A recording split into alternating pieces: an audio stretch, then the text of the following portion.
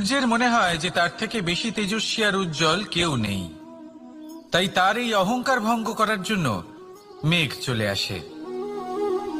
তারপর এই মেঘের অহংকার বেড়ে যায় যে তার থেকে বেশি ঘন আর কেউ নেই। তারপরে বাতাসের একটা প্রবল দমক আসে আর মেঘেদের ছিন্ন ভিন্ন করে দিয়ে চলে যায়। তখন বায়ুর অহংকার বেড়ে যায়, আরো ভাবে যে তার থেকে বেশি শক্তিশালী আর কেউ নেই। এই দমকা বাতাস যখন বিশাল এক পর্বতের সাথে ধাক্কা খায়, তখন সেই বাতাসের অহংকারও চূর্ণ বিচূর্ণ হয়ে যায়। তারপরে পর্বত ভাবে যে তার থেকে বেশি ধীর আর শক্তিশালী আর কেউ নেই। তখন পৃথিবীতে ভূমিকম্প হয় আর সেই বিশাল পর্বত চূর্ণ বিচূর্ণ হয়ে যায়, তারও অহংকার ভেঙে যায়। এবার ধরিত্রীর অহংকার হতে থাকে। ধরিত্রী বলে যে আমার উপর সবকিছু টিকে রয়েছে, আমার থেকে বেশি শক্তিশালী আর কেউ নেই। একটা ছোট্ট ইঁদুর আসে, মাটিতে গর্ত করে আর মাটি ধসিয়ে দেয়। ধরিত্রীর অহংকার ভেঙে যায়। এর তাৎপর্য হলো সরল, এই সংসারে অহংকার কখনো স্থির থাকে না, এই অহংকার ভাঙবেই। এটা হলো সাংসারিক চক্র। আমাদের নিজেদের জীবনে কর্তব্য পালন করতে হবে, কর্ম করতে হবে, কিন্তু অহংকার নয়। যে ব্যক্তি এটা বুঝতে সক্ষম হন তাকে জ্ঞানী বলা হয়, আর যে মানুষ এটা বুঝতে পারেন না তিনি সারা জীবন শোধ প্রতিশোধ মান অভিমানের এই চক্রে আটকা পড়েন। এবার আপনি কি এই চক্রে আটকে থাকতে চান, নাকি জ্ঞানী হয়ে উঠতে চান? সেই চয়ন আপনারই। আসুন আর আমার সাথে ভালোবেসে বলুন, রাধা রাধা। কোন যোদ্ধা জন্ম থেকে যোদ্ধা হন না, তিনি যোদ্ধা হবেন কিনা চয়ন করেন। তিনি যোদ্ধা হবেন বলে তখনই স্থির করেন যখন তিনি পিছু হটবেন না বলে দৃঢ় প্রতিজ্ঞ হন। যদি ওনার সামনে অশুভ কিছু হয়, তার বিরোধিতা করতে দৃঢ় প্রতিজ্ঞ হন, তবেই তিনি যোদ্ধা হতে পারেন। কেউই যোদ্ধা হয়ে এই পৃথিবীতে জন্মগ্রহণ করেন না। আপনি কি হতে চান? সেই দর্শক হতে চান যারা যুদ্ধভূমিতে বসে থেকে অন্য কারোর জয়ে উচ্ছ্বাস প্রকাশ করেন, নাকি সেই যোদ্ধা হতে চান যিনি নিজের শৌর্য দিয়ে বীরত্ব দিয়ে পরাক্রম প্রদর্শন করেন এবং যার প্রশংসা যুগ যুগ ধরে হয়ে চলে? সিদ্ধান্ত আপনারই। আসুন আর আমার সাথে ভালোবেসে বলুন, রাধা রাধা। আপনি কখনো কোনো পর্বতে চড়েছেন? কথায় আছে, যখন আমরা পর্বতারোহণ করি, ওপরে ওঠার সময় দুর্ঘটনার সম্ভাবনা কিছুটা কমে যায়। সেখানেই যখন পর্বত থেকে নিচে নামি, তখন দুর্ঘটনার সম্ভাবনা অত্যন্ত বৃদ্ধি পায়। অর্থাৎ নামার সময় আমাদের আরো ভারসাম্য বজায় রাখতে হয়, আরো সাবধানে থাকতে হয়, অর্থাৎ বিবেককে জাগিয়ে রাখতে হয়। এবার জীবনেও সাফল্যের পর্বত আরোহণের সাথে এটাই হয়। যখন আমরা সাফল্যের পর্বত আরোহণ করতে থাকি, তখন এমনি আমাদের লক্ষ্য আমাদের গন্তব্যের দিকে থাকে। আমরা নিরন্তর পরিশ্রম করি, চেষ্টা করতে থাকি, আমাদের মধ্যে সেই উৎসাহ থাকে, সেই সাহস থাকে।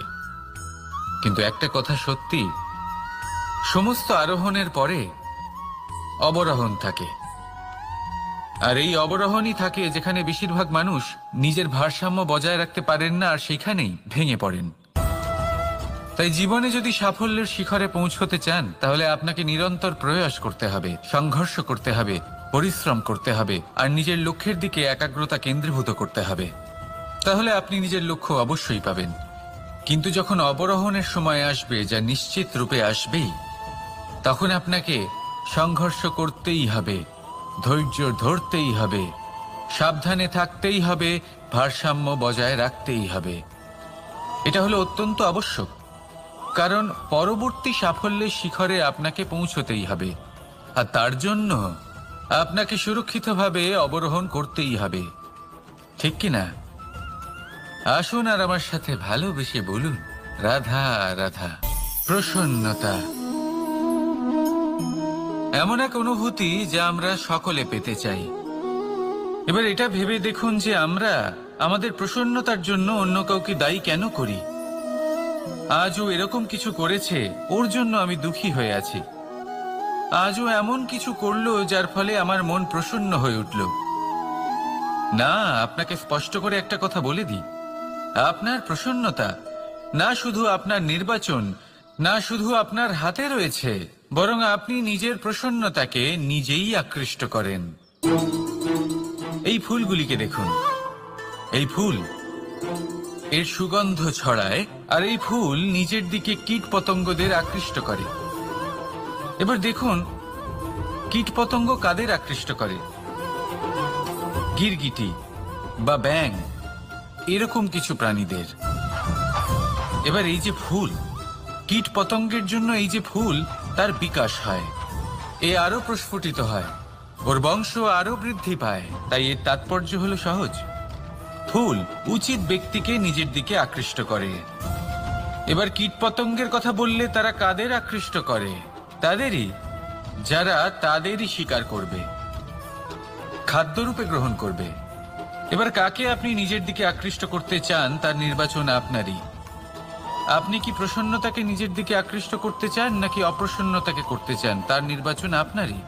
আপনি জীবনে যা কিছু পাবেন, সুখ দুঃখ, আশা নিরাশা, প্রসন্নতা অপ্রসন্নতা, সবই হলো আপনারই নির্বাচনের পরিণাম। তাহলে সঠিক নির্বাচন করুন আর আমার সাথে ভালোবেসে বলুন, রাধা রাধা। ঘূর্ণিঝড়। যখন এই ঘূর্ণিঝড় আসে তখন প্রচন্ড বেগে হাওয়া বয়ে চলে। সেই সময় এমন কিছু বৃক্ষ আছে যা কঠিন হয়ে দৃঢ় হয়ে দাঁড়িয়ে থাকে। সেই গাছ যা 10 বছর ধরে বা সহস্র বছর ধরে দাঁড়িয়ে থাকে, তাদেরকে আপনি খুব সহজে নাড়াতে পারবেন না।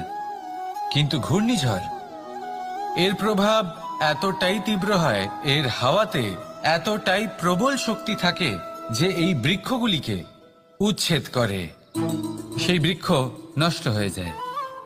এবার এমন কিছু বৃক্ষ থাকে যাদের কাণ্ড নমনীয় হয়, খুবই নরম হয়। সেই জন্য যখন জোরে বাতাস বয়, কোনো ঘূর্ণিঝড় আসে, তখন এই বৃক্ষগুলি ঝুঁকে যায়। আর যখন এই ঘূর্ণিঝড় চলে যায়, শান্ত হয়ে যায়, তখন ওরা আবার দাঁড়িয়ে পড়ে। এবার এটাকে আপনি কি বলবেন? কি বুঝবেন আপনি? সুযোগ সন্ধানী? না, বরং এটাই হলো প্রকৃত আদর্শ। যখন আপনার সামনে এমন কেউ থাকেন যিনি আপনার থেকে অনেক শক্তিশালী, তখন তাকে সম্মান করা আপনাকে শিখতেই হবে। তাই মনে রাখবেন, এই সংসারে যখনই দুই শক্তির একে অপরের সাথে সংঘর্ষ হয়, শুধুই বিনাশ হয়। কিন্তু যখন শক্তির সাথে আসক্তি মিলিত হয়, সেখানে সুরক্ষা থাকে, সেখানেই কিছু নির্মাণ হয়। তাই আসুন আর আমার সাথে ভালোবেসে বলুন, রাধা রাধা। জীবনে লক্ষ্য লাভ কি করে করতে হয়? কেউ বলবে বন্ধুদের সাহায্যে, কেউ বলবে প্রেমের সাহায্যে, কেউ বলবে নিরন্তর চেষ্টা করলে, কেউ বলবেন পরিশ্রম করলে, কেউ বলবেন ঈশ্বরের আশীর্বাদে, ইত্যাদি ইত্যাদি। আমি আপনাকে বুঝিয়ে বলি, এই যেমন ত্রিলোক আছে, অর্থাৎ 3 লোক আছে, যাকে সঞ্চালন করে ত্রিদেব বা 3 জন দেবতা। সেইভাবে নিজের লক্ষ্যে পৌঁছানোর জন্য 3টি ভাবের প্রয়োজন পড়ে। প্রথম ভাব হলো স্বপ্ন দেখা। আপনি যদি স্বপ্ন দেখতে শুরু না করেন, তাহলে সেখানে পৌঁছতেই পারবেন না। তারপর আপনাকে দৃঢ় সংকল্প নিয়ে সেই পথ যেমনই হোক তাতে চলতে হবে। এ হলো দ্বিতীয় ভাব, দৃঢ় সংকল্প। আর তৃতীয় ভাব হলো সেই লক্ষ্যের যাত্রা পূর্ণ করার জন্য প্রতিবদ্ধ হওয়া। তাই যদি আপনি স্বপ্ন দেখতে পারেন, দৃঢ় সংকল্প দ্বারা পথ যতই কঠিন হোক না কেন তাতে চলতে পারেন, আর সেই লক্ষ্য লাভের যাত্রা পূর্ণ করার জন্য প্রতিবদ্ধ হতে পারেন, তাহলে আপনি নিশ্চিত রূপে আপনার লক্ষ্য লাভ করতে পারবেন। তাই আপনি এটাই করুন আর আমার সাথে ভালোবেসে বলুন, রাধা রাধা। কথায় আছে যে জীবনে কিছু শুরু করার আগে স্বপ্ন দেখা অত্যন্ত গুরুত্বপূর্ণ, আর এটা 100% সত্যিও। কিন্তু কিছু মানুষ স্বপ্ন দেখা শুরু না হয় করে দেন, কিন্তু তারপর থামেনি না। স্বপ্ন দেখতেই থাকেন, তারা ভাবতেই থাকেন, কর্ম করেন না। এমন সময় আপনাকে নিজেকে জাগিয়ে তুলতে হবে, নিজেকে বলতে হবে যে এবার উঠে কর্ম করার সময় এসে গেছে। কারণ আপনারা যদি অত্যাধিক বিচার করতে থাকেন, স্বপ্ন দেখতে থাকেন, তাহলে উঠে কিছুই করতে পারবেন না। আপনি শুধু একটা কাজ করুন, উঠে কর্ম করা আরম্ভ করে দিন। তারপর ভেবেচিন্তে ধীরে ধীরে নিজের কর্মকে দিশাও দিন আর তাকে উচিত গতিও দিন। কারণ এটাই হলো সাফল্যের মূল মন্ত্র। না শুধু কর্ম করুন না ভাবনা চিন্তা করে, আর না শুধু ভাবুন কর্ম না করে। সাফল্যের মূল মন্ত্র হলো এর ভারসাম্যে। তাহলে এটাই করুন, সাফল্যকে লাভ করুন, আর আমার সাথে ভালোবেসে বলুন রাধা রাধা। ভয়, আমরা ভয়ের বিষয়ে অনেক কথা বলি, ভয়ের থেকে সবসময় দূরে পালাই। কখনো ভেবে দেখেছেন আমরা এই ভয়ের সদ্ব্যবহারও কি করতে পারি না? নিশ্চিত রূপে করতেই পারি। এমন কোনো অক্ষর নেই যার দ্বারা কোনো মন্ত্র হয় না। তাই নিশ্চিত রূপে এই ভয়েরও সদ্ব্যবহার আমরা করতেই পারি। নির্ভর করছে আপনার দৃষ্টিভঙ্গির ওপর, আপনার প্রতিক্রিয়ার ওপর। ভয় যখন সামনে আসে দুটো পথ থাকে। প্রথমটা হলো ভয়ভীত হয়ে চুপচাপ পালিয়ে যাওয়া, আর দ্বিতীয় পথ সেই ভয়ের সম্মুখীন হওয়া। সেই ভয়ে ডুবে গিয়ে দেখুন এমন কি আছে যা আপনাকে পিছনে টেনে রাখছে। নিজের সাহসকে জাগিয়ে তুলুন, নিজেকে আরো শক্তিশালী বানিয়ে তুলুন, নিজেকে আরো শ্রেষ্ঠ বানিয়ে তুলুন, আর আপনার সামনে যা আছে সব প্রাপ্ত করে নিন। সেই ভয়, আপনি তার থেকে পালিয়ে যেতে চান নাকি তার সম্মুখীন হয়ে নিজেকে আরো শ্রেষ্ঠ বানাতে চান? সেই চয়ন আপনারই, প্রতিক্রিয়া আপনারই, দৃষ্টিভঙ্গি আপনারই। আসুন আর আমার সাথে ভালোবেসে বলুন রাধা রাধা। কখনো কোনো বনে আপনি আগুন লাগতে দেখেছেন? এমন ভয়ানক আগুন লাগতে পারে সমস্ত বন জ্বালিয়ে দিতে পারে। সেখানে যে বনস্পতি পাওয়া যায়, সেখান থেকে যে ঔষধি পাওয়া যায়, সবকিছু নষ্ট হয়ে যায়। যে পশু পাখি পাওয়া যায় বেশিরভাগই নিজের প্রাণ হারিয়ে ফেলে, আর যারা বাকি থাকেন তারা নির্বাসিত হন। কিন্তু কখনো ভেবে দেখেছেন এই বনে আগুন লাগে কি করে? ছোট ছোট শুকনো পাতার কারণে, শুকনো ডালের কারণে, সেইগুলো যেগুলো কখনো গাছের অংশ ছিল। সবসময় মনে রাখবেন, গাছ আমরা কুড়ুল দিয়ে কেটে থাকি, কিন্তু গাছ কখনো কুড়ুলের ডগা দিয়ে কাটা যায় না। বরং এই যে হাতলটা আছে, তাতে যে শক্তি লুকিয়ে রয়েছে, এই শক্তির দ্বারা গাছ কাটা হয়। এবার বলুন, এই যে হাতল, এ কি দিয়ে তৈরি হয়? স্বয়ং গাছের দ্বারাই।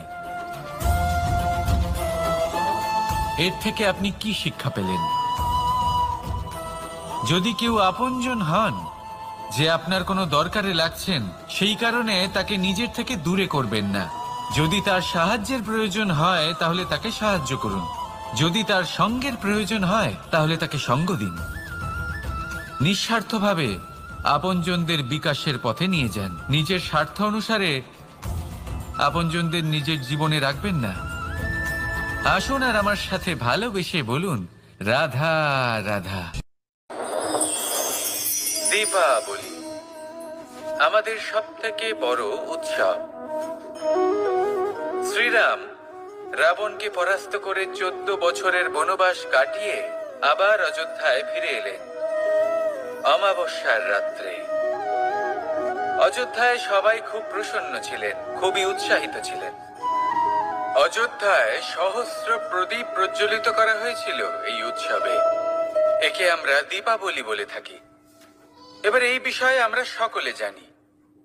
আপনি কি এটা জানেন যে শ্রীরাম বাস্তবে অমাবস্যার এক রাত আগেই অযোধ্যায় পৌঁছে গেছিলেন? সবার সামনে অমাবস্যার রাতে এসেছিলেন। এর কারণ কি? শ্রীরাম প্রমাণ করতে চেয়েছিলেন যে যে কোনো সময়, দিন হোক বা রাত, শুভ বা অশুভ হয় না। শুভ অশুভ কিছু থাকলে তা হলো মানুষের চিন্তা, তার ভাবনা, তার নির্বাচন আর তার কর্ম। নিজেই দেখে নিন, শ্রীরাম শুভ কাজ করে ফিরেছিলেন এবং অমাবস্যার মতো গভীর এক রাত্রিকেও দীপাবলিতে পরিবর্তিত করেছিলেন। এমনটাই যদি আমরা করতে পারি, তাহলে এমন কোন গৃহে যান যেখানে অসহায় ব্যক্তি রয়েছেন, যা অন্ধকারাচ্ছন্ন, আর সেখানে প্রকাশ প্রজ্বলিত করুন। প্রকাশ সহায়তার, প্রেরণার, আশার। যদি এমন কিছু আমরা করতে পারি, তাহলে তাকে প্রকৃত অর্থে দীপাবলি বলা যেতে পারে। তাহলে নিজের পরিবারের সাথে দীপাবলি পালন করুন, আপনাদের শুভেচ্ছা জানাই। আসুন আর আমার সাথে ভালোবেসে বলুন, রাধা রাধা। লক্ষ্যে পৌঁছানো অত্যন্ত কঠিন হয়। কেউ ভাবেন যে কেন এত কঠিন হয়, কেন এত কষ্ট করতে হয় লক্ষ্যে পৌঁছানোর জন্য। এই লক্ষ্য সরলভাবে কেন আমার কাছে চলে আসে না? চলুন আপনাকে একটা কথা বলি, যদি আপনার লক্ষ্য কঠিন না হয় তাহলে তাকে পাওয়া আপনার পক্ষে অসম্ভব হয়ে উঠবে। লক্ষ্যে পৌঁছানোর এই রাস্তায় আপনি যে কড়া রোদের সম্মুখীন হন, যার থেকে আপনি দূরে পালাতে চান, সেই রোদ আপনাকে প্রেরণা যোগায় যে আপনি এগোতে থাকুন। ভাবুন একজন যাত্রী যে কিনা নিজের লক্ষ্যের দিকে যাচ্ছেন, সেই পথে উনি যদি একটু ছায়া পেয়ে যান আর উনি ওখানে বিশ্রাম নেন, তাহলে তার সাথে তার ভাগ্য গভীর নিদ্রায় সেখানে বিলীন হয়ে যায়। তাই পরিশ্রমের করা রোদের থেকে কখনো দূরে পালাবেন না। জীবনে শুধু সামনে এগোতে থাকুন দৃঢ়তার সাথে। আর লক্ষ্য সরল হোক, কঠিন হোক বা অত্যাধিক কঠিন হোক, একটা কথা মনে রাখবেন, যে জীবনের লক্ষ্যে পৌঁছতে পেরেছে সে লক্ষ্য প্রাপ্তির জন্য আফসোস কখনোই করে না। রাধা রাধা। এই সংসারে সাফল্য লাভ করার জন্য জ্ঞানের প্রয়োজন হয়, পরিশ্রমের প্রয়োজন হয়।